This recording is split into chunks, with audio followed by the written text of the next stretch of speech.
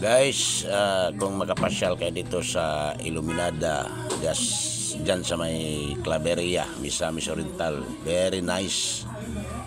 Yung mga kapatid natin na hindi pa nakapasyal dito, try nyo, pasyalan nyo, hindi kayo magsisisi. Ang ganda ng place, talagang magugustuhan nyo. Sa lahat ng mga gustong magpasyal dito sa Iluminada, dito sa Claveria, Misamis Oriental, napakaganda. Try nyo guys, pasyalan nyo, sulit ang pagpapasyal nyo dito sa Iluminada.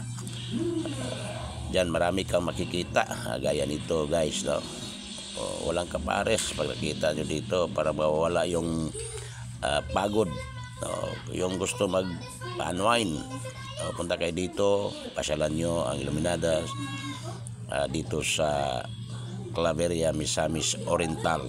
Napakaganda guys, yung view at saka yung climate nya maganda, ang lamig ang area, at saka di ka magsisi.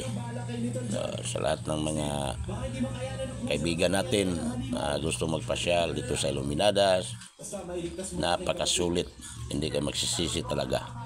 Marami kayong makita ng mga magandang views, makita natin. At saka marami na rin nagpasyal guys dito sa Claveria, Misamis Oriental. Ang ganda ng view, tingnan nyo, ang ganda-ganda. Salamat pala sa lahat ng mga nagtangkilik, lahat ng mga kapatid natin galing sa iba-ibang lugar na nakapasyal dito. Ang ganda, di ba? Gusto nyong babalikan itong lugar na ito. So, yan ang guys. Magandang